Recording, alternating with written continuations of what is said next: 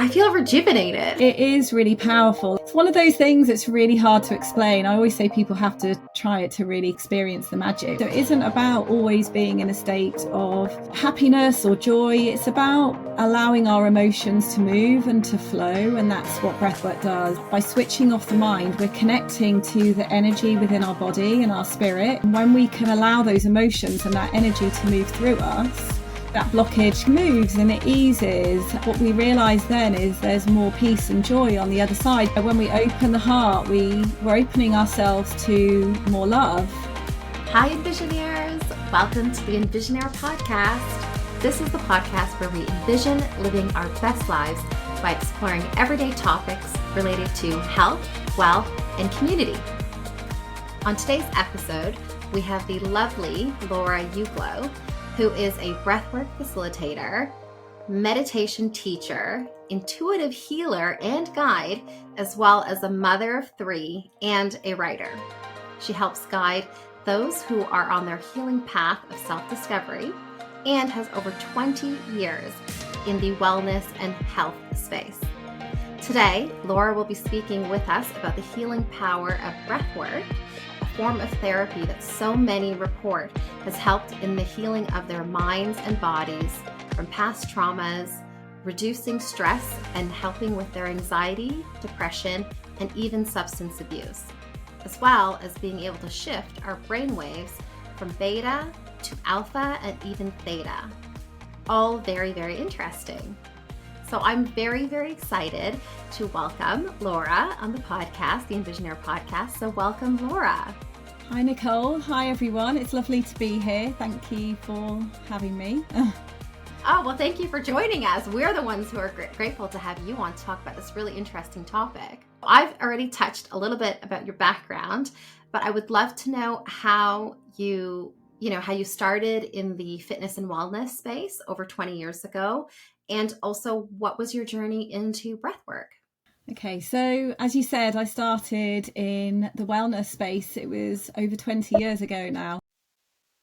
I began as a personal trainer and nutritionist and Pilates teacher, and just really fascinated always by the different ways that we can improve our health and our well-being. And so obviously I was very much focused on the nutrition side and the physical body. And yeah, it was incredible. I learned so much, worked with many, many women on that path. And what I found as I worked within that industry, I love learning, as you know, just learning new tools to kind of help my clients. And I went through an incredibly difficult time in my life, a few years into this kind of health and wellness journey. I experienced grief and burnout and just a string of a few things really that happened. And what I began to learn was that the physical and the emotional body we have to take care of both. See, as a personal trainer, I was really taking care of my physical body and a vessel which supports me through life, which is incredibly important. But in going through all of these challenges, I was really, really struggling inside, and I was feeling exhausted and anxious and burnt out. And I guess, life happens and our stress bucket, it fills up. And when we go through these bigger experiences, when we lose someone we love, or we, start to struggle with our own health, it kind of increases the stress bucket. So we kind of feel, we can feel more anxious and more overwhelmed. And I started to become more and more fascinated by how I could release that load and work with that load, because I guess in many ways we live in a society where so often we're encouraged, if we're struggling, to wear our mask and pretend we're okay, or we don't feel safe to say, look, I'm actually really struggling here. And we hold everything inside, and just it's quite destructive in many ways for our emotional well-being, for our mental health. And yeah, I guess therein began my journey of exploring more ways in which we can look after our emotional well-being, and really Yeah. tending to our inner world and meeting ourselves with Mm-hmm. compassion and more self-love, so that we don't have to keep everything inside, and know that actually there is safe spaces where we can talk about grief, where we can talk about even Mm-hmm. just day-to-day things that we may be going through or really struggling with. Yeah. Yeah, and so Was that, yeah. go ahead. No, go ahead. No, and that's really ultimately where the next part of my journey began. And yeah, fascinating. Well, But was there anything in particular that, was there an event or some situation that you faced that really was like a turning point that you can remember, that really, yeah, because obviously I think being a physical, like a PT and taking care of your own body, I definitely know that whenever I work out and I'm doing really good hard workouts, it can be good for stress and you can get some release in that way. But I think what you're talking about is like the emotional stuff, the serious stuff, the traumas, the loss and so on, that can really, maybe going to the gym and doing like a 10K run might not help with. And so, yeah, was there anything specific in your life that really was like, I need more on this? there was a few things. So I was on a path, I guess, that many women and men actually are on, which is getting caught up in. So this is the first layer, is the busyness of our lives and the Mm-hmm. need to keep going and keep doing and keeping up with everyone else, and not wanting to let this person down, pleasing this person, working really long hours. So all of this, really just trying to keep up with the fast pace of the world, which I now know didn't work well for me, was quite depleting for my nervous system. It was kind of creating an imbalance in my stress hormones, which made me feel more anxious. So it was a period over a few years where I guess there were signs before, but my body was just slowly struggling, and there was more headaches, more IBS. My body's way of saying, look, can you listen? We need to slow down Mm-hmm. here. We need to rest more. Mm-hmm. Please listen to me. And Wow. so that was very much, I guess, a part of the journey. And then Mm-hmm. what happened was, my younger brother Daniel died suddenly of a cardiac heart Oh, condition I'm that so we sorry. didn't know that he had. And I Right. guess Okay. that it was in that moment where my world literally just fell apart. Yeah. And I guess I'm so anyone sorry. who's experienced grief in that way, there's life before and then there's life after, and kind of your world as you know it just changes. And Yeah. I Oh my guess from that gosh. point I realized that actually I can't keep living this way anymore. That Mm-hmm. it was the thing, I guess, which was the major tipping point, for me Yeah. to actually be really struggling, but also to finally make the changes that I needed to make in my world to feel better Mm. again and to get my life back on track. But yeah, it was incredibly difficult, and it was nearly 9 Mm-hmm. years ago now, which is Oh, hard to yeah. imagine. Really, it's been that long, but I'm sorry. thank you. No, I know. And the immediate, I think that the kind of the immediate loss and like the unexpected aspect of it must have been really traumatic and really Yeah, difficult. it was. And it's, yeah, just that moment where you get that phone call and everything in that moment changes, and there's nothing that can prepare you for that No. moment ever. Yeah. Just Hmm. and I guess there was this period of about a couple of months afterwards where it's almost like it was socially acceptable to cry or to show my emotions, and I hid away.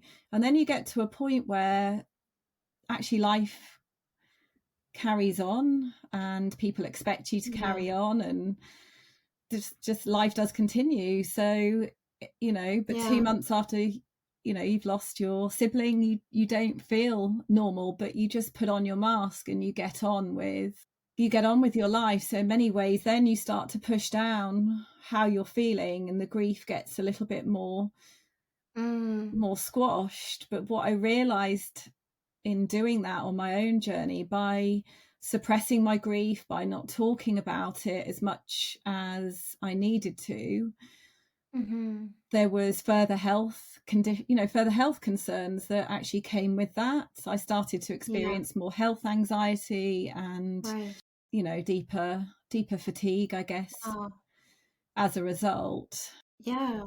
Well, that was like you said, like your body was telling you that something isn't right. And I think you're very intuitive with your own body. I think we probably all are, or we have the ability to do so, but you obviously it was coming to the forefront for you.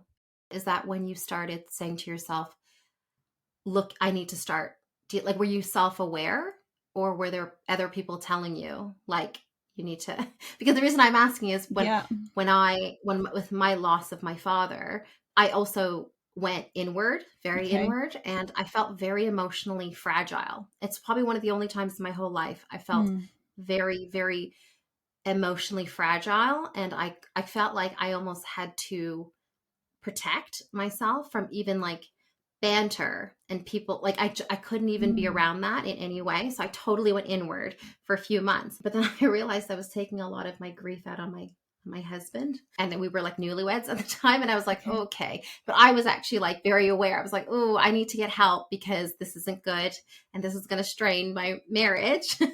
So I was like, so I actually started getting some grief counseling at that time. But for me, that was a good outward element. But for you, I'm curious, like, what did you start doing? How did you start exploring those other emotional avenues? Yeah, what happened was, I can literally remember it was about 2 years after, and I was already on a healing journey. I was doing Reiki and various different healing. I'd had some talk therapy. I'd had some, like I said, lots of Reiki and, different acupuncture and treatments. But it was this element of this underlying anxiety, and it was almost like a fear of life, a fear of like what else might happen that's bad, just what, almost on edge. Yeah, it was almost 2 years to the day after he died, and just, okay, I'm not living like this anymore. And I went on a yoga retreat in Ibiza, which was an incredible experience. And within that retreat, I found breathwork. Oh, wow. This is, so that was quite a few years ago now. That breathwork session literally just changed my grief, because within that small group session that I did, I was able to release how I was feelings that I didn't know were there. Wow. Lots of tears and sadness and just things, I guess, that I'd held in. And after that session, just the relief that I felt that I'd been able to express that, but also within my body, it's just being able to let go of stuff that I'd been holding on to for so long. It was incredible. After that retreat, obviously I was very sold into the power of breathwork. So how did you feel after that? Like, how did you feel after the retreat and you'd kind of let go of some of the trauma, the loss, the grief, the feelings, all of those stuff that you mentioned? How did you feel? Like, did you feel free, or did you feel like lighter? How did you feel? I felt much lighter in a way. I felt more connected to myself. It felt liberating, the fact that I was connected to my emotions again. It was like, that's how I'm feeling. That's what I need. It kind of gave me a deeper understanding of myself, because when we're pushing our feelings down, we're kind of creating a disconnect between how we feel and what we're really doing in the world. And so when we connect with how we feel and we begin to understand and we connect with our true self, it just creates this gorgeous connection to our heart.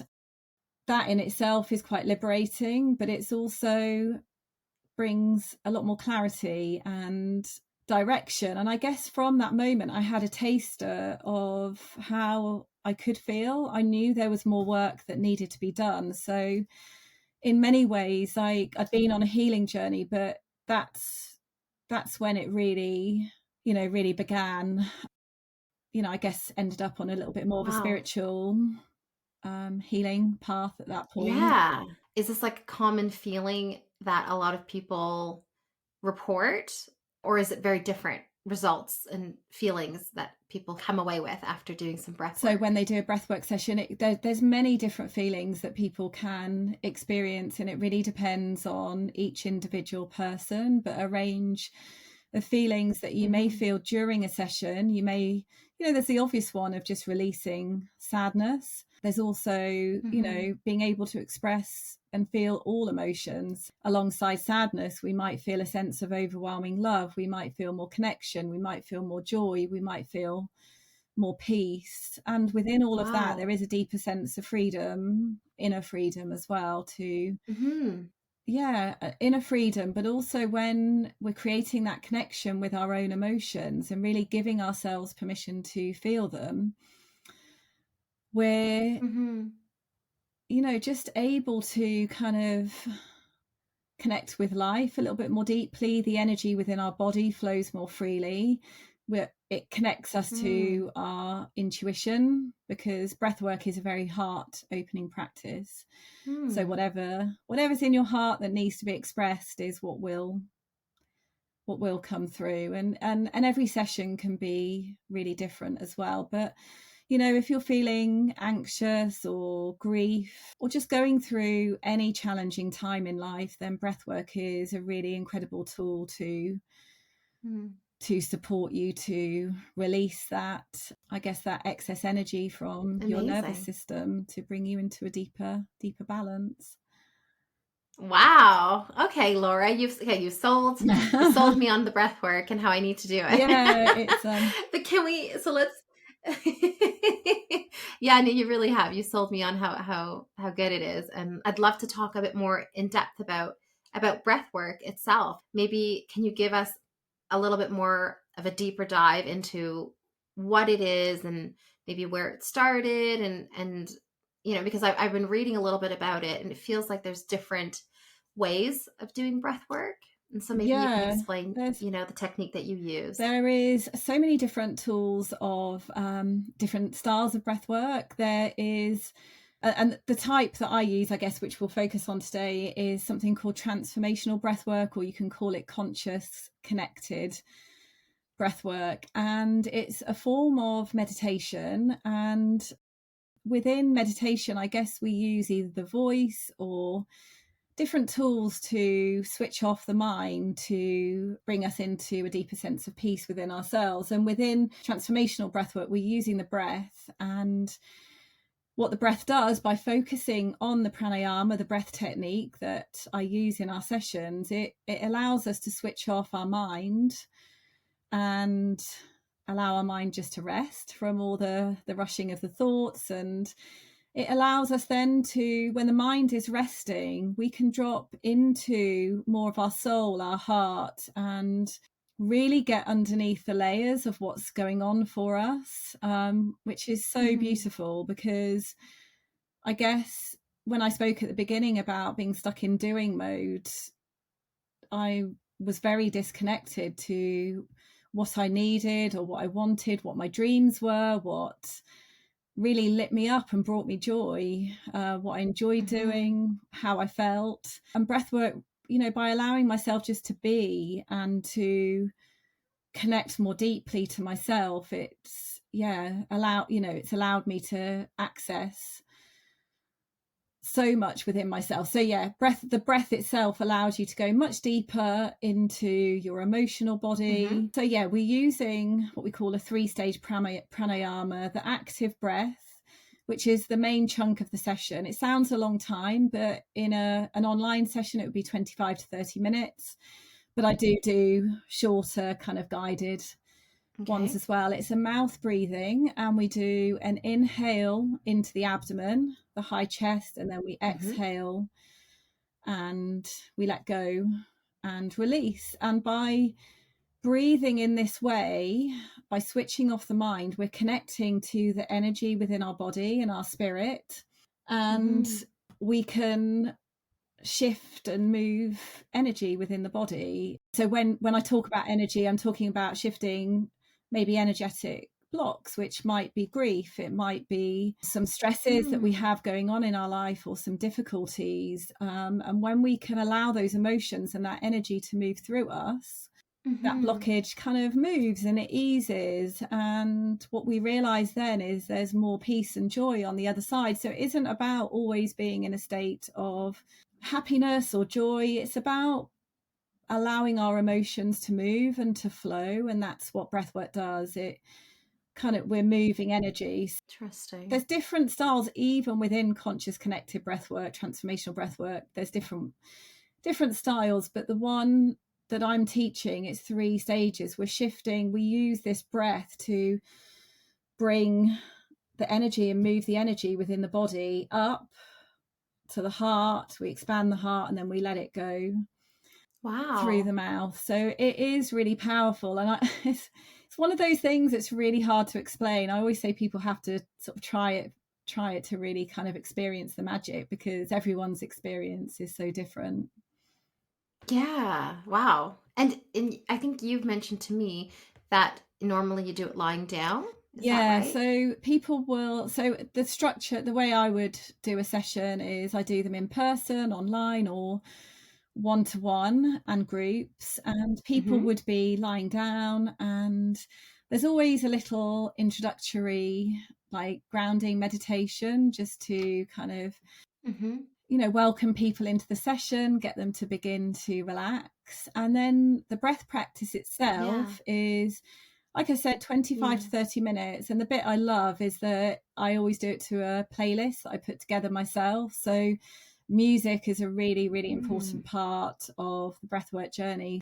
When I'm organizing a session, it might be breathwork for gratitude, breathwork for releasing anxiety. And so the music is always tailored towards. So actually, it's a really lovely experience breathing to some gorgeous songs. And yeah, that's the work. And then you come into like a deeper relaxation at the end, which is normally sort of 8 to 10 minutes. And actually that's a really lovely part of the session as well, because by that stage your body is just in such a beautiful, relaxed state most of the time, and you can really begin to connect with, often what happens in that stage is you might get clarity on certain things in your life. It might be things for your healing journey, it might be for work, it might be connected to your purpose in life, it might be any messages, but as well as releasing emotions, you can really connect to your intuition as well and get more clarity and wisdom. I never understood really until I did breathwork kind of how to connect with the intuition, but it just does, and you realize, that's why I do that. Or suddenly you get a realization of something that you really enjoy in life, and you can follow that then. So it's really beautiful. Wow. And does the state that you come out of and you're in, where you're connected to intuition and you're connected to yourself, does that tend to continue on? Like, does it have like a lasting effect, or is it something that you try and regularly try and upkeep? How does that, what do you think about that? Yeah. So in the beginning, the effects of the session do last for a few days afterwards. And to be honest, then you start to put the pieces of the puzzle together, because you might have a release of something and then that guides you until you do another session. But I guess it takes a while to, for me now, I guess it's part of how I live. And now I live from this intuitive place because it's just part of what I do. But, it doesn't have to be the longer sessions either. I think I was saying to you just before we began, I literally just put on a song and I prepped for our podcast by just doing a few minutes of breath work. So it doesn't have to be overwhelming. You can always just start small, and you don't need to do it daily either. It just, it can just be just making a little bit of time sometimes for yourself, to be with yourself, to meet yourself with compassion, and just, it's like a little self-connection, self-inquiry. I love that. If you're feeling anxious, it's easy just to push it down. But like often what I'll do now, I'm feeling anxious. So actually, what do I need? I'm going to do a few minutes of breath work. And sometimes it will release it. Sometimes I'll realize why I am anxious. So then we can take action to improve how we feel, if that makes sense. So yeah, definitely. Well, on that, I mean, do you think that you would be willing to do a short little exercise with us now? Absolutely. A couple of minutes where we can do, a little breath work. Okay. Well, I'm going to let you lead. I'm going to let you take over. I'm going to get into my relaxation. I'm just going to close my eyes. I'm going to lie down. Amazing. So obviously bearing in mind we're going to do it seated today, but now just using the closing of your eyes to draw your attention inwards, and just really feeling the breath now just coming in through your nose and out through your nose. And just taking a moment just to ground yourself, maybe just feeling your pelvis just seated, the seat below. Just feeling your body just kind of resting where you are in this moment. And just take a couple more breaths.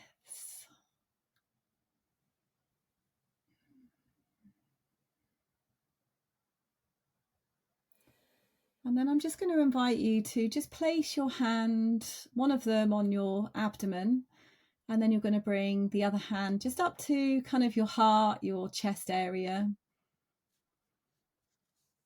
And just take a moment, just maybe feel the beat of your heart beneath your hand, and just connect with your body. And then just relaxing your jaw, just opening your mouth, maybe just slightly, part your teeth. You might just, if your jaw's tight, just wiggle it side to side. And then we're going to breathe in through the mouth twice, and then we're going to exhale through the mouth. This is the active breath that I was talking about of the practice. So now I'd love you, with your mouth relaxed, just inhale into the abdomen. And then bring that breath up to the high chest, expand your heart. And then exhale, let go and release through the mouth. So I'm making it a bit louder just so you can hear me, but it doesn't need to be noisy. So inhaling, expanding your abdomen. Bring that breath up, expand your heart. Exhale, release through the mouth. Inhale, expand the abdomen. Bring that breath up, expand the heart. Exhale, release through your mouth. So what you're doing is just connecting, really stirring up the energy in your abdomen, bringing that energy up. Really open your heart by expanding the heart. And just let go, release. Maybe anything that's happened today that you're ready to let go of, anything that's happened, maybe any conversations. And we'll just do a few more rounds of that. So just really expand your abdomen.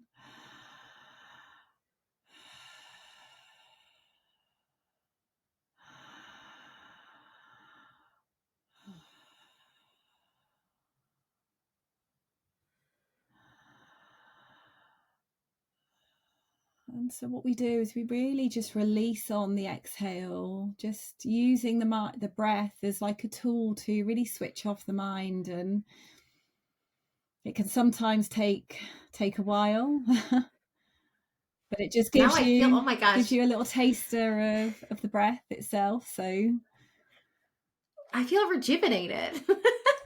Yeah. I don't know if this is, but I love the most. I love the expansion of the heart.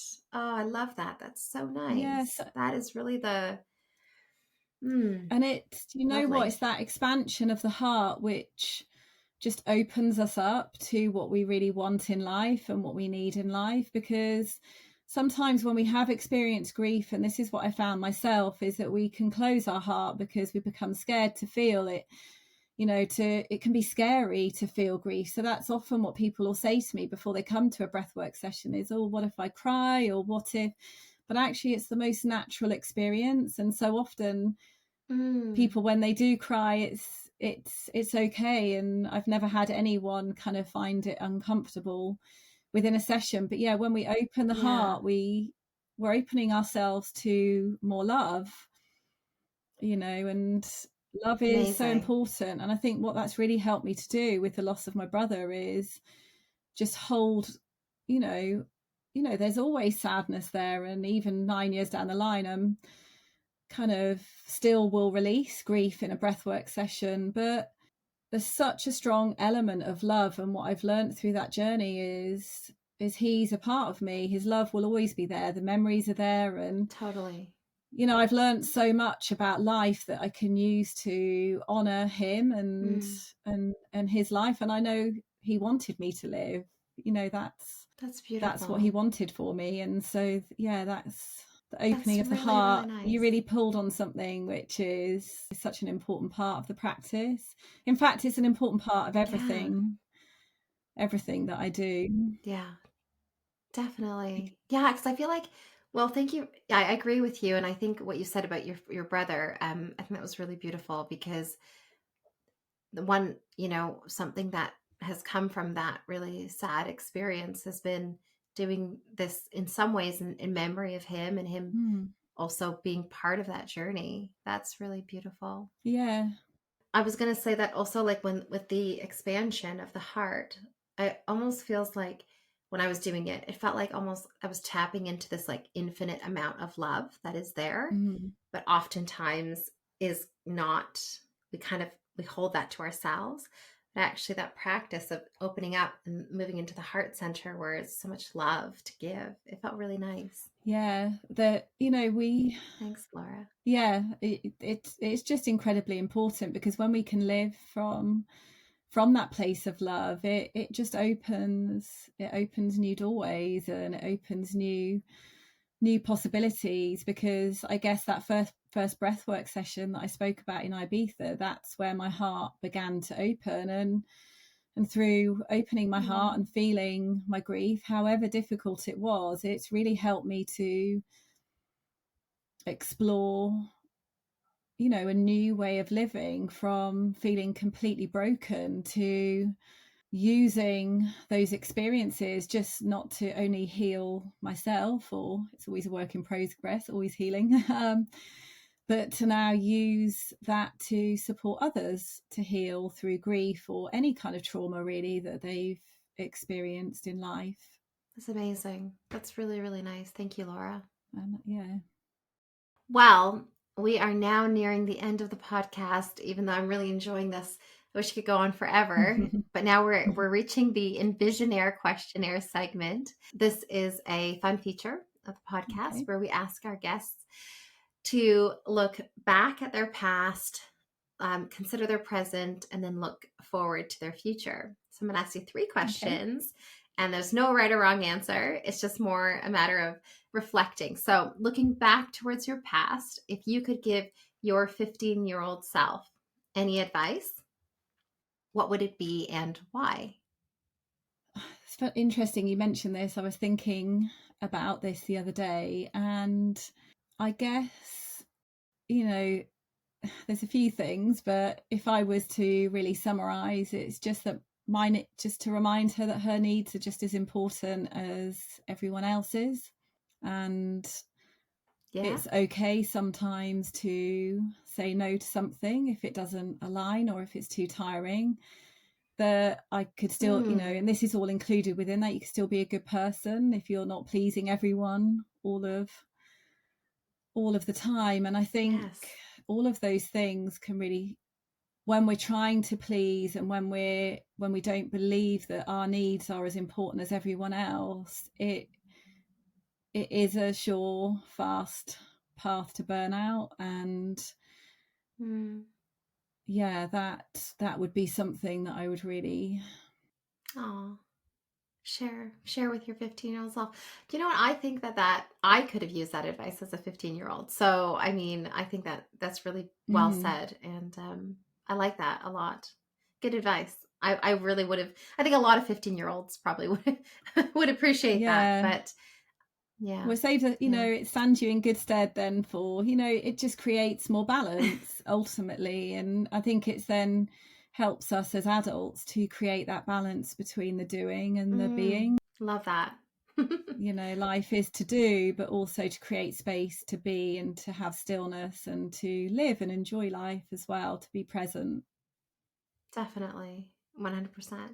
Oh, thanks, Laura. Okay. Looking to the present now, if you could seek advice with anyone in the world, who would it be and why? Oh, that's a good one.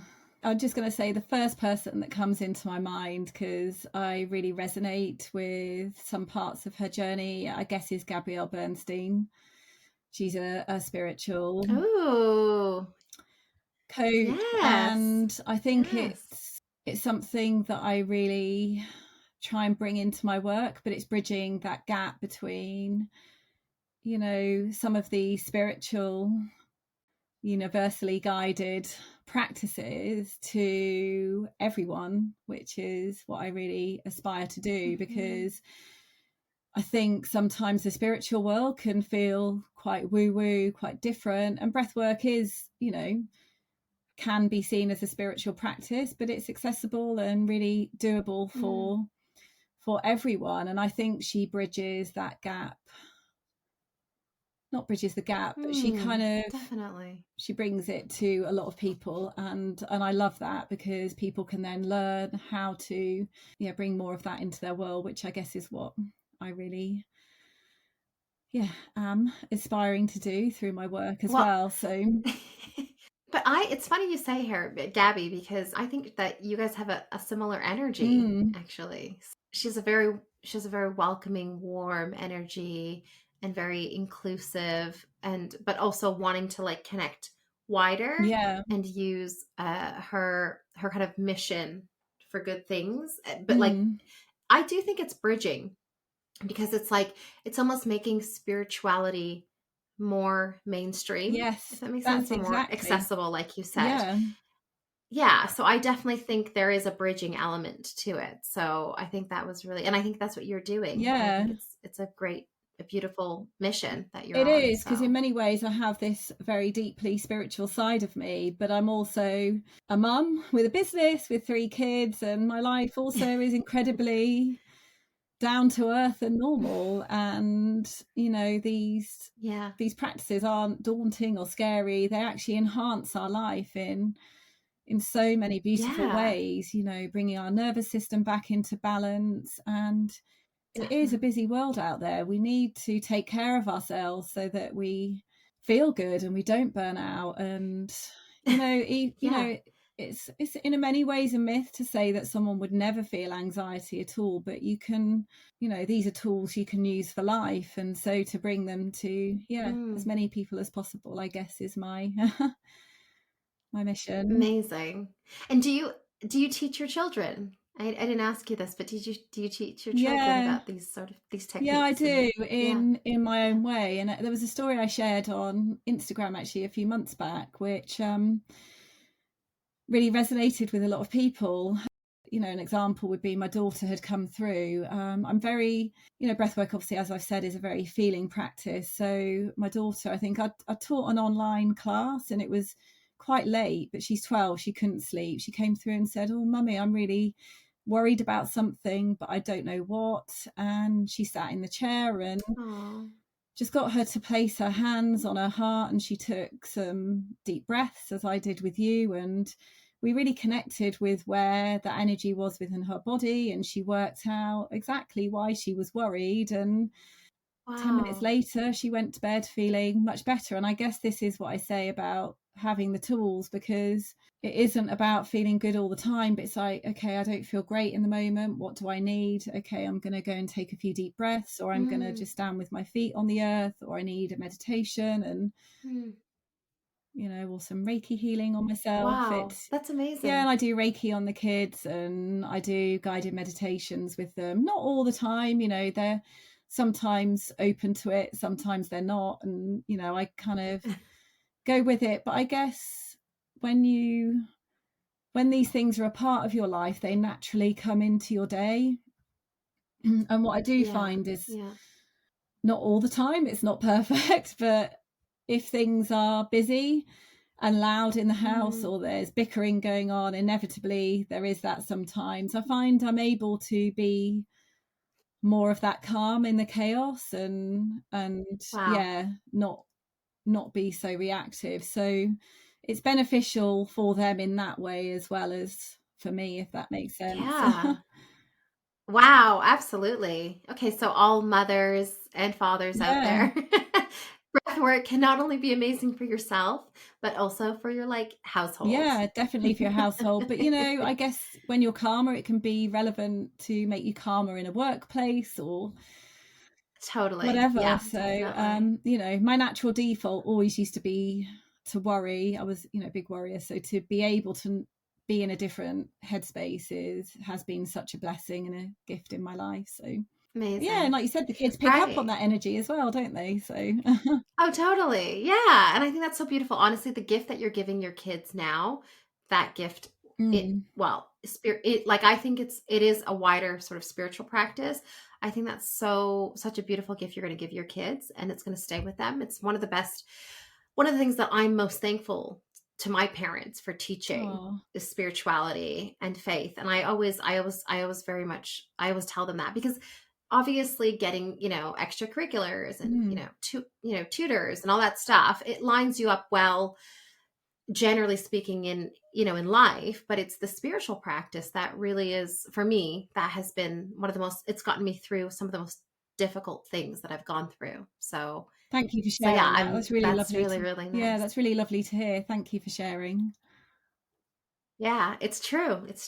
Okay, future looking, what is one goal that you would like to achieve in the next 5 years? I want to write a book.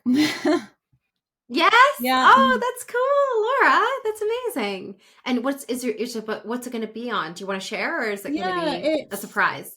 It's kind of very much a work in progress. Much of it is going to be a surprise, but it will be very much a book that lots of people can relate to. So it'll be based on my journey. Yeah, that's cool. It's very much a work in progress, but that's the ultimate goal. And I've got lots of other things kind of in the pipeline, but that's the first one that came into my mind. But awesome. That is so cool. Well, I'm hopefully also writing a book. So maybe we should have sessions where we write together. Yes, that would be incredible.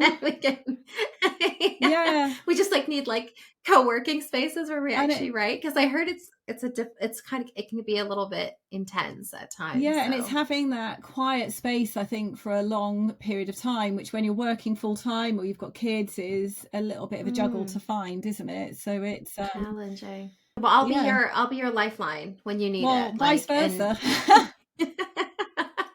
Cool. Awesome. That sounds I think it's incredible what you're doing with the podcast as well. I think it's amazing. Thanks, Laura. Oh, thank you so much. Thank you. I really appreciate that. And I so appreciate you coming on and sharing this beautiful practice that I hope that, the listeners and the viewers are going to take on board. And I do want to thank you for coming on. And for anyone who's interested in Laura's practice, I will be including all of her social media handles and her website. And so please do go check that out. I do know she does breathwork sessions, like she mentioned, one-on-one. She does online courses. So anywhere in the world, if you're interested, you can reach out to Laura directly. Yeah. And I just, again, want to thank you, Laura, so much. Oh, thank you so much for having me. Like I said, just, I could sit here and talk to you for ages. There's so much always to cover, but it's just really wonderful to share the practice of breathwork and just, give the EnvisionAir listeners a little insight into what to expect. And of course, if anyone has any questions or anything they would love to ask, my door is always open to emails. And I do have various online programs, group one-to-one programs and one-off sessions, as you say. So there's kind of something, you know, to suit most people's needs. So yeah, there's something for everyone. That's it. Exactly that. So, and I think, yeah. Well, thank you again, Laura. It's been really like a special treat, and I just feel so warm. I have this amazing energy. I'm walking away from this like feeling so full. So thank you so much for that. I do as well. So it's been amazing to talk to you. So thank you so much, Nicole. Everything you do. Okay. Lots of love. Oh, thank you. Take care. Lots of love. Thank you. Bye. Bye.